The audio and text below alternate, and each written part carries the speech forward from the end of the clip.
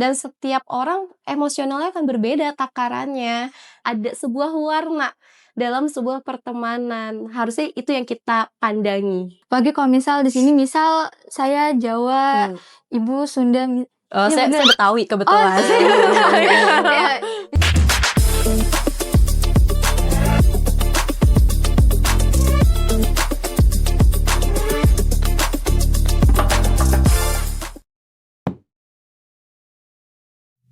Assalamualaikum warahmatullahi wabarakatuh. Halo semuanya, selamat datang di Binusman Podcast edisi spesial bulan Ramadan. Rasanya seneng banget saya bisa nemenin kalian lagi sambil nunggu buka puasa. Nah teman-teman, Ramadan itu bukan cuma tentang menahan lapar dan juga haus, tapi tentang belajar bagaimana caranya mengontrol diri, memperbaiki sikap, dan mempererat hubungan antar sesama. Hari ini kita akan ngobrol satu hal penting yang kelihatannya tuh sederhana kan, tapi punya dampak besar untuk sekolah kita. Ada yang tahu nggak kita mau bahas apa? Hari ini kita akan membahas etika pertemanan dan bagaimana caranya untuk menghargai perbedaan. Dan tentunya obrolan kita kali ini akan spesial banget karena ada narasumber yang menarik banget nih, yang cocok banget nih untuk kita bahas saat ini dengan topik yang menarik dan narasumber yang menarik juga. Siapa lagi kalau bukan guru BK SMK Bina Nusa Mandiri, yaitu Ibu Firanti Nurayudi. Halo Ibu.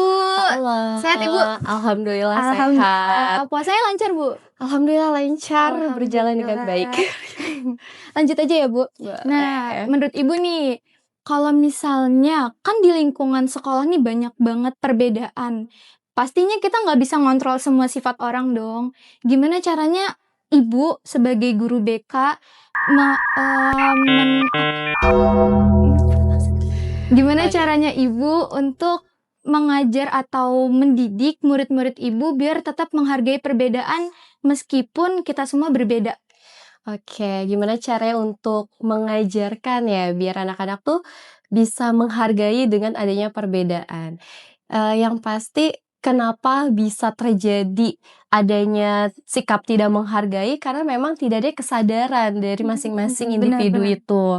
Jadi yang paling penting adalah gimana caranya kita mengembangkan dari diri kita dulu nih, kesadaran diri dulu untuk bagaimana bersikap kepada orang lain. Karena pasti kita juga beda kan ya dengan banyak orang lain di luar sana. Ketika kita aja nggak mau dihargai, ya kita harus melihat dari kacamata kita sendiri juga. Jadi kalau misalnya kita mau melakukan sesuatu, tolong dengan penuh kesadaran, introspeksi diri dulu, apakah mau tidak dihargai. Jadi kita pun bisa menahan diri. Dan itu pun akan menjadi cerminan juga loh untuk teman-teman yang lain juga, gimana caranya untuk bisa menghargai diri. Jadi balik lagi ke diri kita dulu, gimana kesadaran kita untuk memperlakukan orang lain dengan adanya perbedaan itu. Bener banget sih Bu.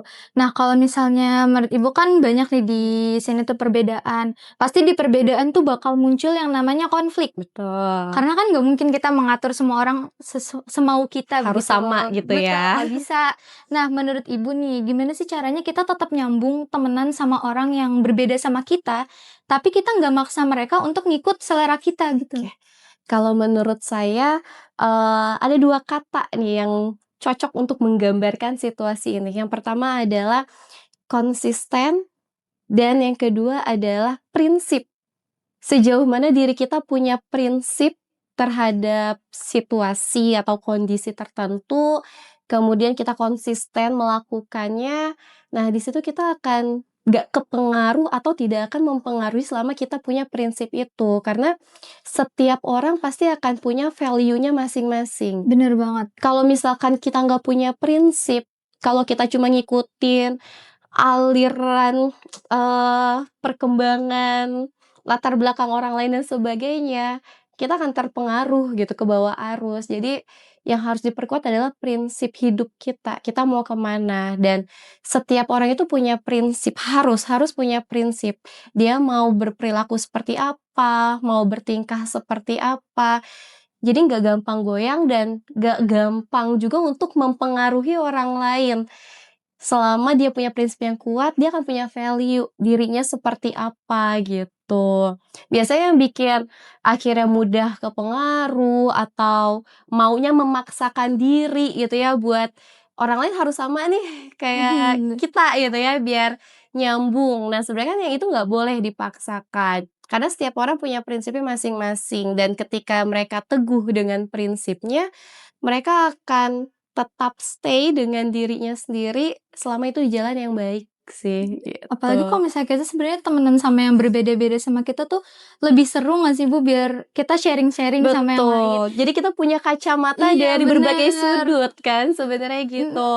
Dan juga masalahnya kadang suka, kalau misalkan dia nggak sealiran, nggak sependapat, kayaknya nggak seru gitu ya, Iya. kayak nggak nyambung. Justru sebenarnya dari situ adalah ada sebuah warna dalam sebuah pertemanan, harusnya itu yang kita pandangi, Iya gitu. bener. Apalagi kalau misal di sini misal saya Jawa, Mmm. Ibu Sunda, Oh, iya saya bener. Betawi Oh kebetulan. saya Betawi. Ya, misal Ibu Sunda deh saya ini. Misal saya Jawa, Ibu Sunda, kan kita sebenarnya suku kita tuh ada kemiripan tapi berbeda. Nah, dengan Betul. misal saya berteman sama Ibu kan bisa nge-share gitu makanan khasnya daerah Bisa masing-masing. sharing, kita Iya, bisa jadi kenal bagaimana budaya-budaya di bener banget. luar gitu kan ya. Jadi wawasan buat kita justru bertambah gitu. Mhm. Nah, Bu, kan di dalam perbedaan itu tuh kan ini Mhm, ya, banyak juga nih yang konflik antar betul. beda bahasa, maksud maksud yang kita sampaikan sama yang diterima sama orang lain tuh beda gitu.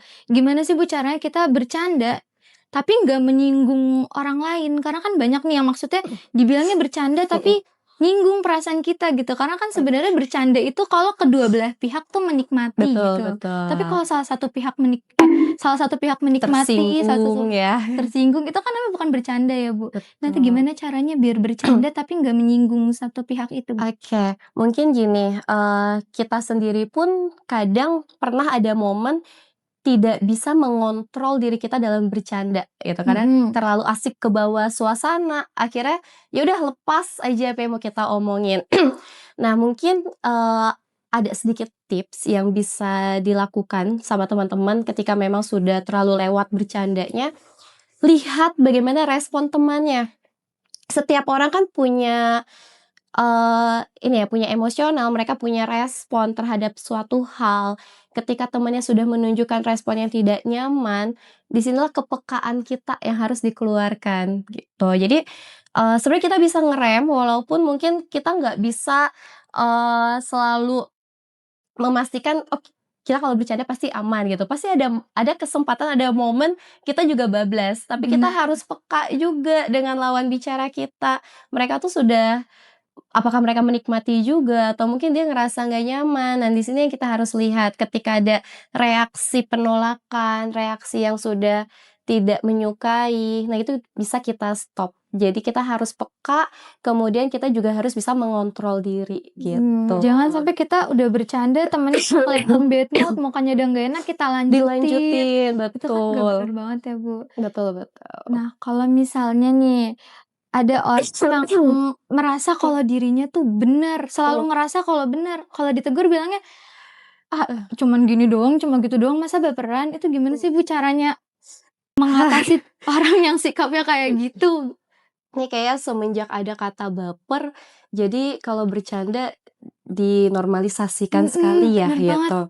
Sebenarnya gini, eee, ketika hal itu terjadi, yang pasti yang harus kita tahu adalah setiap orang pasti punya respon, setiap orang punya perasaan, dan nggak bisa terus dikaitkan dengan kata-kata baper gitu. Mhm. Karena kita nggak pernah bisa mengukur setiap orang itu punya batas yang sama. Maaf ya, Rok, saya jadi batuk-batuk Nggak terus apa-apa, deh. Ibu, nggak apa-apa, aman aman. Jadi setiap orang itu punya batas toleransinya berbeda-beda dan ketika memang ada seseorang yang ngerasa sudah keberatan, itu bukannya dianya yang baperan, tapi memang setiap orang punya kapasitas menerima dan merespon itu yang berbeda dan itu yang harus kita pahami. Jadi kesalahan anak-anak sekarang itu adalah ketika kita bercanda atau kita menyampaikan sesuatu lalu dia tersinggung, kita selalu berbalik dengan kata baper. Padahal itu bukan baperan atau bukan orangnya yang sensitif, tapi memang setiap orang punya respon, setiap orang punya reaksi. namanya aja makhluk hidup, gak mungkin bener. makhluk hidup, apalagi manusia ya, Mhm. gak punya emosional itu gak mungkin. Dan setiap orang emosionalnya akan berbeda takarannya, gitu. Jadi kita harus paham dulu sejauh mana batas orang bisa mentoleransi itu, Jangan gitu. sampai meskipun kita dibercandain sama si A misal, kita nggak baper, tapi Iya, belum tentu si B dibercandain sama si A nggak bakal betul. baper, karena kan batas kita tuh Betul betul. beda-beda. Walaupun bahan candaannya sama ya, Bener tapi banget. reaksinya belum tentu sama, gitu. Nah, Ibu, kan ini mumpung nih edisi bulan Ramadan. Mhm. Gimana sih caranya kita bercanda sama orang lain tanpa mengurangi pahala kita? Karena kan kalau misalnya kita membuat orang lain sakit hati tuh kan pahala kita Betul. berkurang banget nih. Bercanda di bulan Ramadan yang tidak menghilangkan atau mengurangi pahala ya. Sebenarnya bercanda itu kan hal yang wajar dan pasti diperbolehkan gitu. Masa ya sih orang mau bercanda dilarang, apalagi kalau di bulan Ramadan udah ngantuk, udah bawaannya mungkin lapar, haus gitu ya, udah jenuh nunggu maghrib. Pasti maunya bikin momen-momen yang bikin semangat gitu, salah satunya adalah bercanda. Cuma gimana caranya biar nggak mengurangi pahala kita, ya pastinya dia harus tahu batasan dia bercandanya tuh untuk apa, ranahnya untuk apa. Ada bercanda yang memang hanya untuk menghidupkan suasana, ada yang bercanda tujuannya untuk menjatuhkan atau menjelekkan teman. Nah, itu yang balik lagi dulu ke niatnya. Mmm. Dipikirkan dulu tujuan bercandanya itu untuk apa sih gitu. Nah, kemudian apa yang harus dilakukan. Jadi memang bulan Ramadan itu bukan hanya bulan Ramadan ya, tapi di berbagai bulan pun setiap kita melakukan sesuatu, kita harus selalu tahu batasan, kita selalu harus merefleksikan diri, introspeksi diri untuk tidak melewati batas gitu. Berarti itu pentingnya kita punya empati ya, Bu, biar Betul. kita tuh sadar kalau misalnya nyakitin orang lain gitu. Empati juga nggak harus Roro ngerasain dulu nih gimana situasi menyedihkan baru Roro punya rasa empati, nggak harus mengalami gitu ya. Mhm. Untuk punya empati itu kita cukup bisa membayangkan bagaimana situasi itu terjadi. Jadi kadang, ada anak-anak yang tidak bisa menunjukkan sikap empatinya dengan alasan, "Saya kan nggak pernah ada di posisi itu." Ya tidak harus ada di posisi itu, setidaknya kamu punya gambaran gimana sih kalau ada di posisi itu. Nah, Mhm. biasanya yang akhirnya sulit jadi menunjukkan sikap empati adalah karena anak-anak sekarang itu tidak mau berpikir terlalu jauh, tidak mau terlalu membayangkan lebih jauh situasi yang tidak mengenakan, Mhm. gitu.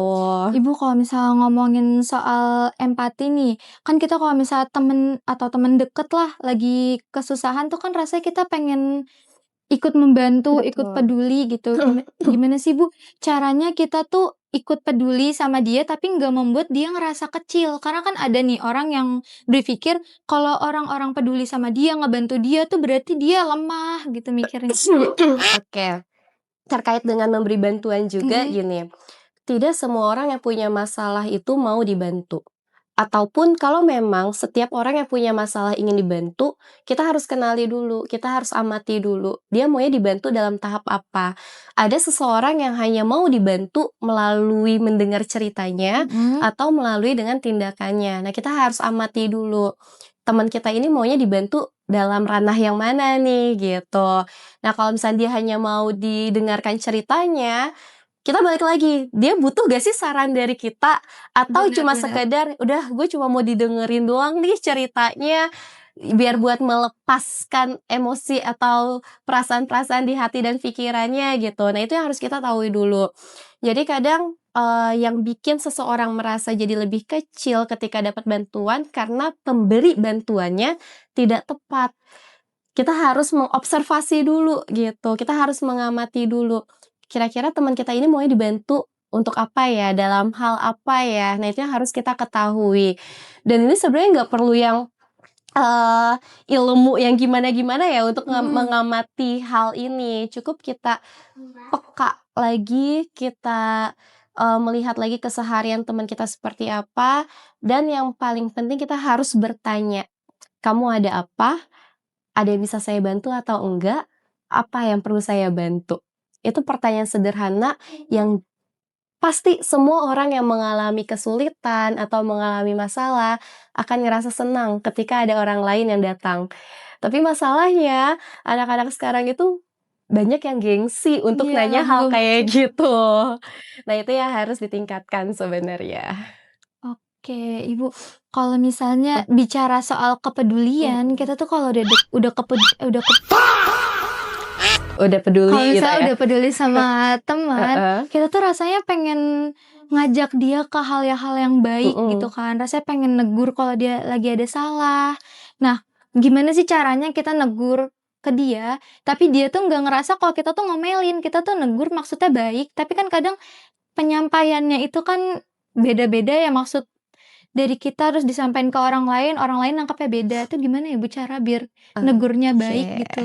Sebenarnya ini juga menjadi sebuah pelajaran juga ya, pasti Roro juga pernah lah diajarin dari kecil sampai sekarang, gimana caranya menegur orang lain. Pasti di agama pun kita diajarkan untuk tidak menegur atau, eee, menasihati seseorang yang membuat kesalahan di depan banyak orang, itu Bener pasti. bener banget. Kemudian bagaimana cara penyampaiannya. Kalau misalkan penyampaiannya dengan amarah, dengan nada yang ketus, semua orang pasti nggak akan terima walaupun dia mengakui dia punya kesalahan atau kekurangan. Jadi yang, sebenarnya yang saya pelajari juga ya ketika kita ingin menegur seseorang atau kita mau menasihati seseorang, coba ajak diskusi.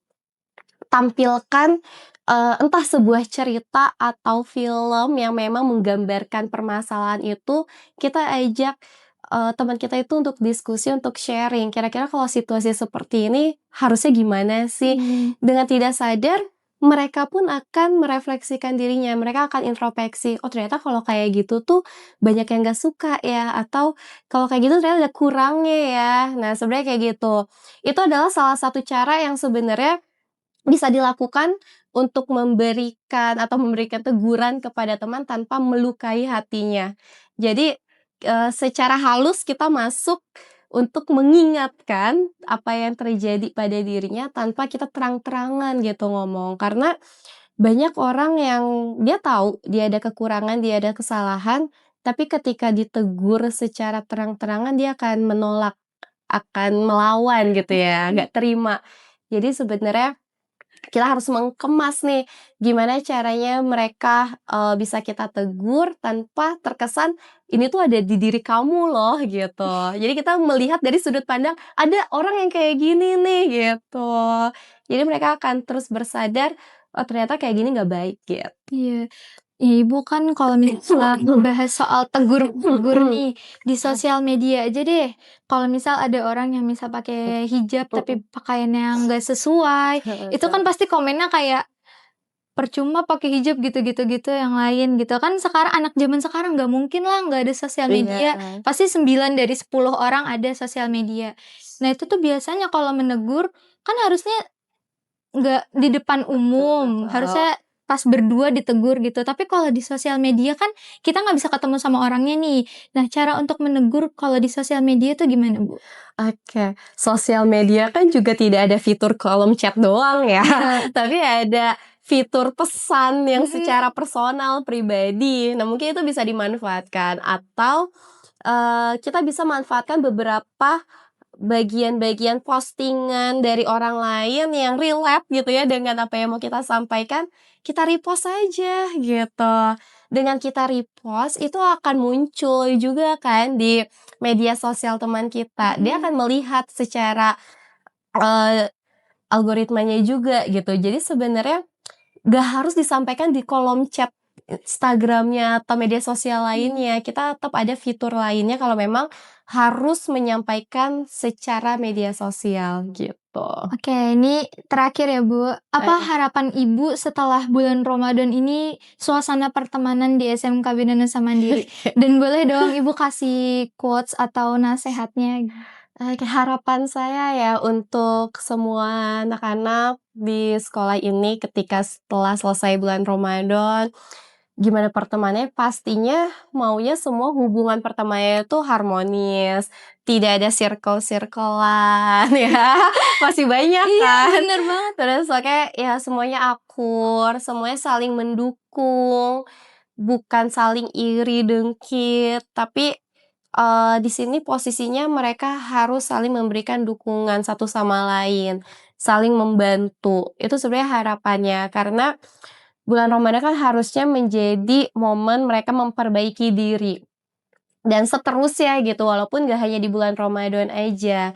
Jadi, yang saya harapkan adalah dengan adanya momen perbaikan diri ini, mereka jadi lebih luas melihat teman-teman, situasi pertemanan, mereka akhirnya bisa terus harmonis hubungannya, gitu. Iya, Kalau misalnya amin. disuruh kasih quotes, saya tidak pintar untuk berkata-kata, tapi yang harus diingat mungkin ada sedikit kutipan aja, ketika kita ingin dihargai oleh orang lain, kita juga harus menghargai orang lain, Aduh, gitu. asik banget lagi, Bu.